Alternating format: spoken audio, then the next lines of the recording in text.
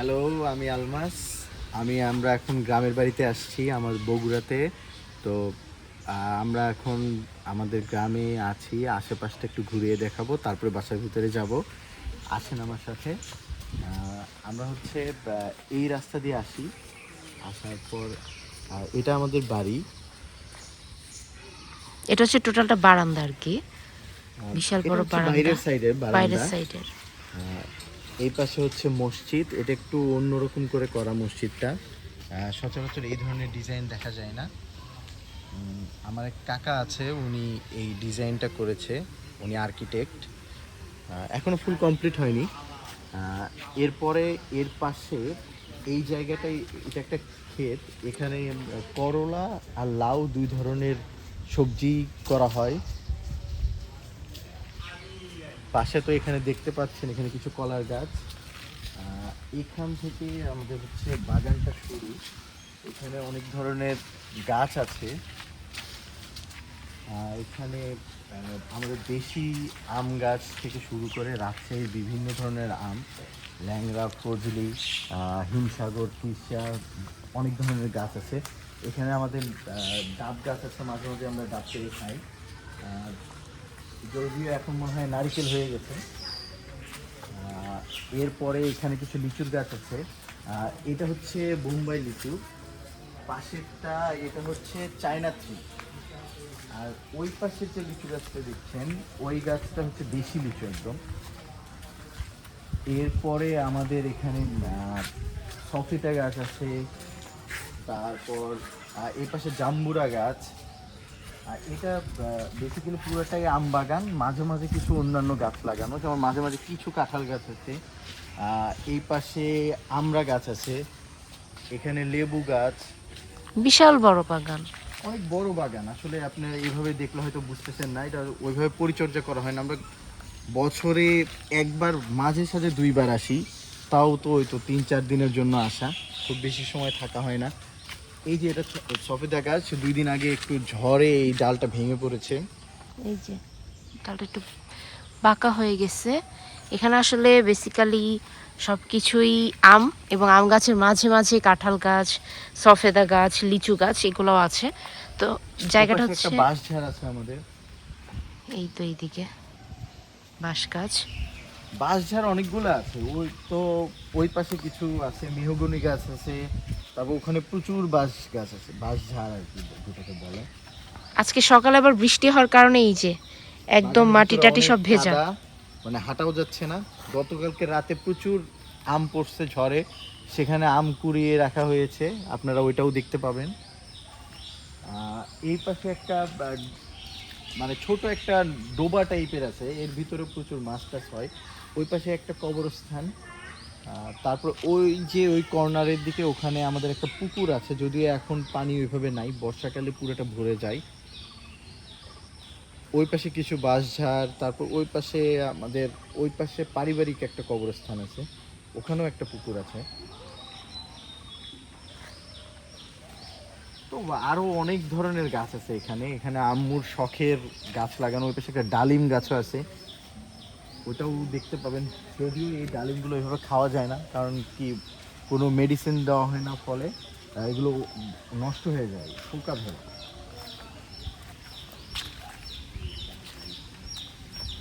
আচ্ছা, এখানে দেখবেন যে এই গাছটাতে একটা অ্যাবনর্মাল জিনিস, এটা আসলে কলমের গাছ, তো এই জন্য আর কি। এটা যখন ছোট থাকে তখন তো কলম বোঝেন যে গাছের ডাল কেটে অন্য ডাল লাগিয়ে দেওয়া হয়, তো এটা বড় হওয়ার পরে এরকম হয়েছে। প্রচুর কাঁঠাল গাছ আছে, যদিও আমরা কেউ তেমন কাঁঠাল খাই না। এই যে একটা মুরগির বাচ্চা।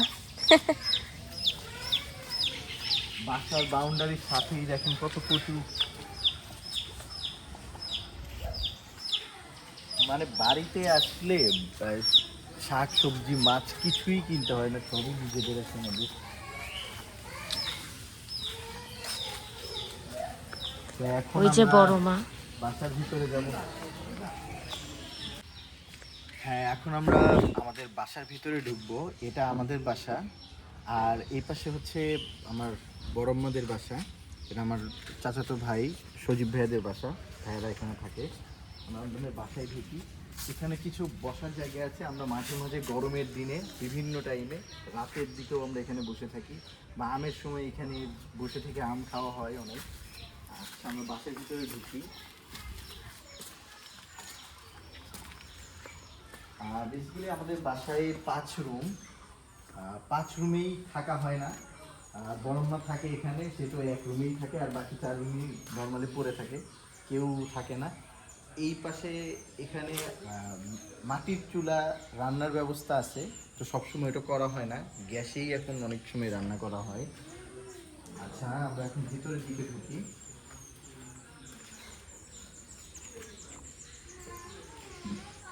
বাড়ির রুমগুলো আসলে অনেক বড় বড়, ঢাকাতে দেখাতে এই 2 রুম মিলে একটা বড় ফ্ল্যাট হয়ে যাবে। এটা আমাদের একটা রুম। এখানে এখন ওই তো ছুটিতে আমার চাচাতো ভাই সুজন ভাইয়ারা ওনারা যখন আসে তখন এখানে থাকে এই রুমটাতে। খুবই ছিমছাম রুম। এই যে ড্রামগুলো দেখতে পাচ্ছেন, এগুলোতে বেসিক্যালি চাল রাখা হয়। আচ্ছা, এই পাশে আমাদের যে বাইরের বারান্দাটা আপনাদের একটু আগে দেখিয়েছিলাম, সেই বারান্দাটাই যাওয়া যায়। এই যে বাইরের বারান্দাটা, এখানে বৃষ্টির দিনে আসলে বসে থেকে চা বা অন্য কিছু খেতে খুব খুব ভালো লাগে। বিশাল বড় বারান্দা না? হ্যাঁ, অনেক বড় বারান্দা। এই যে এখান থেকে পুরো ভিউটা, 3 রুম মিলেই একটা বারান্দা। এই পাশে আমাদের সামনে কাঁঠাল গাছ আছে। এই পাশে যে আম গাছটা দেখতে পাচ্ছেন, এখানে মনে হয় কয়েক হাজার আম হয়। কোনো গাছে আম না থাকলেও এখানে আম পাবেন, এবং আমগুলো ছোট ছোট হলেও অনেক মজা। আচ্ছা, এরপরে আমরা অন্য রুমগুলোর দিকে যাব।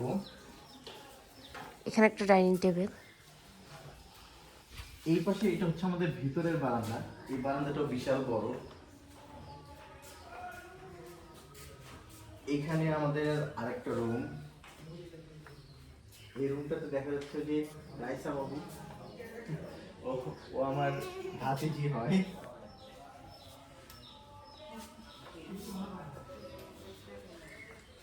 এখানে যে বস্তায় চাল রাখা হয়েছে, যেহেতু ধানের সময়।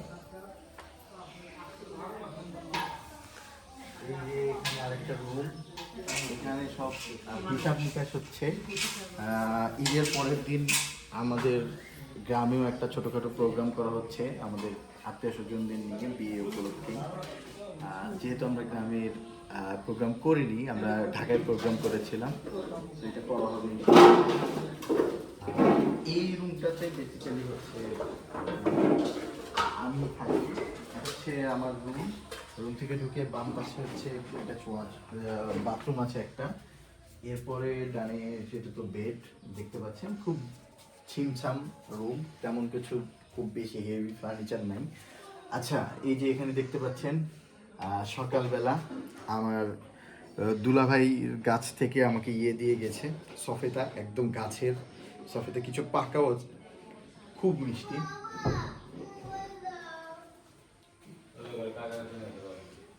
এরপর আমরা পাশের রুমে যাব।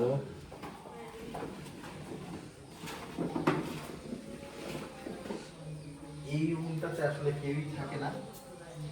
এই রুমটাতে হচ্ছে স্টোর টাইপের করে রাখা, রান্না টান্না করার পর সব জিনিসপাতি এখানে রাখা হয়। এই পাশে চাল টাল রাখা হয়, মানে এখানে কেউ আসলে থাকে না। বাট এই পাশ থেকেও খুব সুন্দর বাইরের ভিউ আছে, বাগান, পুরোটাই বাগান। আচ্ছা, দুইটা রুমের সাথে অ্যাটাচ ওয়াশরুম ওই কর্নারের বাথরুমটাতে, মানে কর্নারের দেখালাম সবাই আলোচনা করছে ওইটা, আর হচ্ছে আমার রুমের সাথে এখানে একটা বাথরুম। এখানে বাড়ির মাঝামাঝি এখানেও চুলা আছে, মাঝে মাঝে খুব বেশি রান্না টান্না করা হলে এখানেও করা হয়। আচ্ছা, এই হচ্ছে আমাদের বাড়ির অবস্থা। আচ্ছা, এখানে বাড়িতে কিন্তু আমরা ছাদ দিইনি, আমাদের রুমের উপরে কিন্তু টিন দেওয়া। এই টিন দেওয়ার কিছু উদ্দেশ্য আছে। বারান্দাতে ছাদ দেওয়া আছে, কিন্তু রুমের উপরে টিন দেওয়া কারণ আমরা আসলে অনেক দিন পর গ্রামে আসি। আমরা চাই হচ্ছে বৃষ্টির পড়ার যে শব্দ বা টিনের চালের যে শব্দ, সেটা হচ্ছে ফিল করার জন্য। এই জন্য এই ছুটিতেই আব্বু এখানে ছাদ দেয় নাই, কারণ আসলে ছাদ থাকলে ওইভাবে বৃষ্টির ফিলটা পাওয়া যায় না। যেমন গতকালকে রাতে ঝড় হয়েছে, আমরা তো প্রচুর শব্দ পাইছি টিনের উপরে যে বৃষ্টি পড়ার শব্দটা, এবং খুব ভালো লাগে এটা।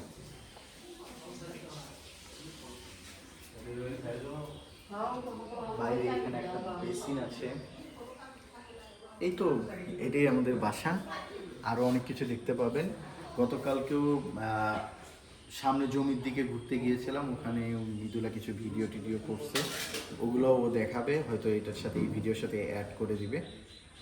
আজকেও যাব, আজকে বিকালে গরুর হাটে যাব, পারলে ওখানকার কিছু ক্লিপস নিব। ঠিক আছে, টাটা।